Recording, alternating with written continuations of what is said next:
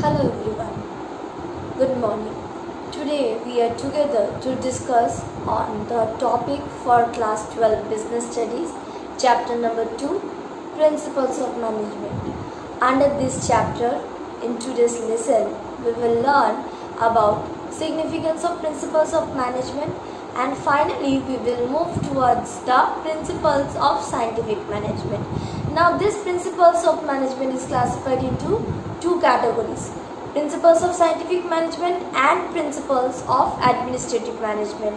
Principles of scientific management is propounded by F.W. Taylor, that is Frederick Winslow Taylor, and in today's lesson we will discuss about principles of scientific management and we will follow the video. So let's proceed towards the video.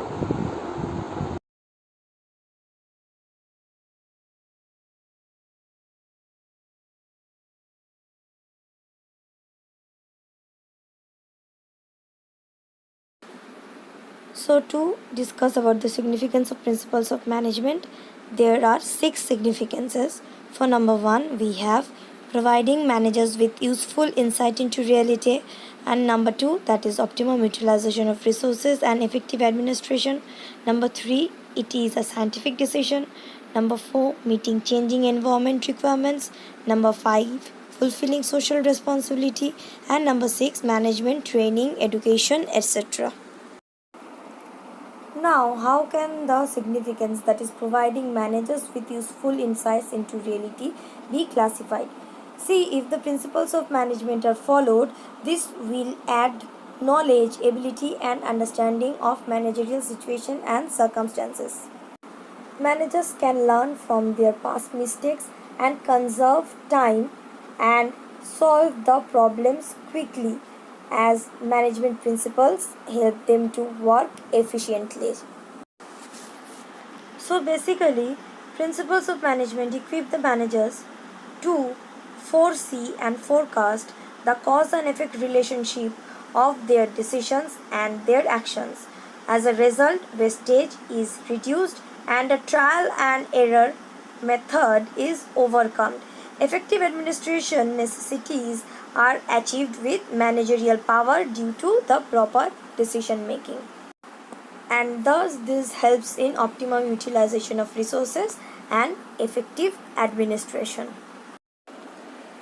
Scientific decisions made by the managers are possible on the basis of principles of management, as they are realistic, they are justifiable, they are thoughtful, and these emphasize the logic rather than blind faith. So management decisions are taken on the basis of free from bias and prejudice. We have already studied that the management principles are flexible to adapt to the dynamic business environment. For example, management principles emphasizes on division of work, specialization, etc., etc. And as a result of this specialization, core activities are focused and non-core activities are outsourced, and this helps for the flexible decision and provides the guideline. Human resource or employees or human beings are the most important sources of a business organization.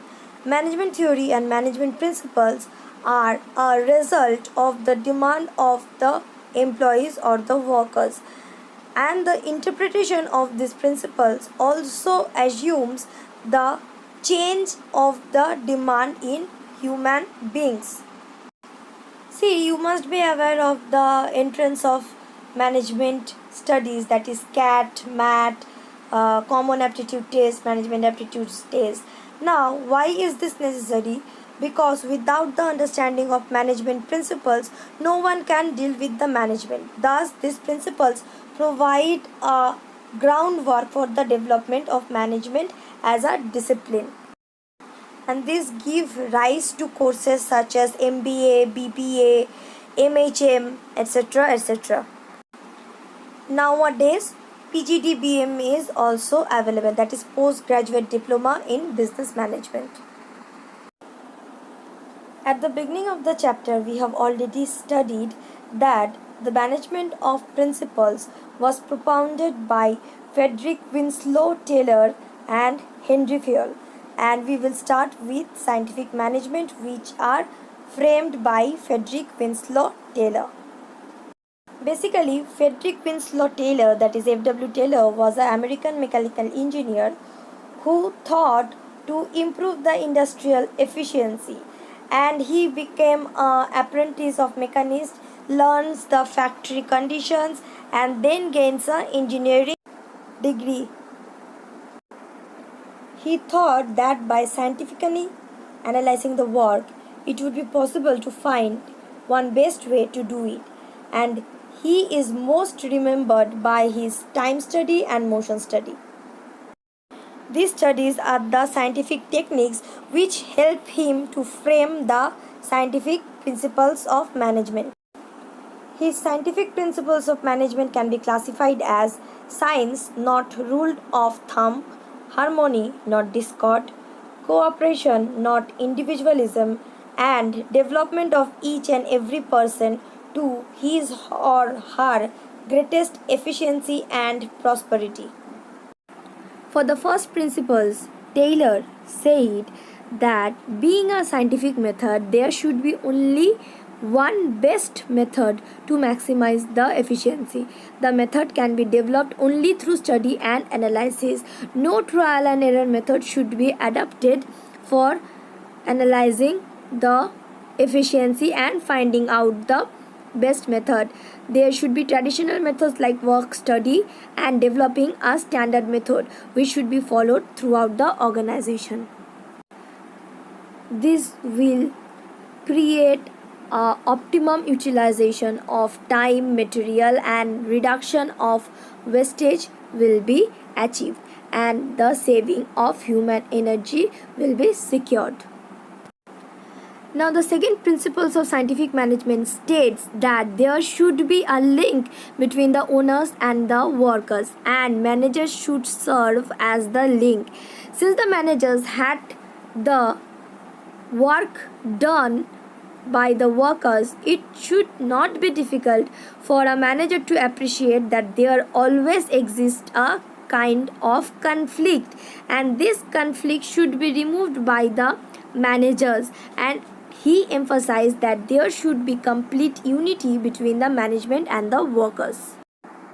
According to Taylor's third principle of scientific management, that is cooperation, not individualism, there should be an equal division of work and responsibility between the workers and the management.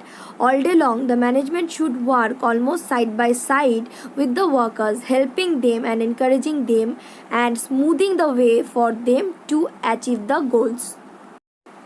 Lastly, the principles say the development of each and every person to his or her greatest efficiency and prosperity is required.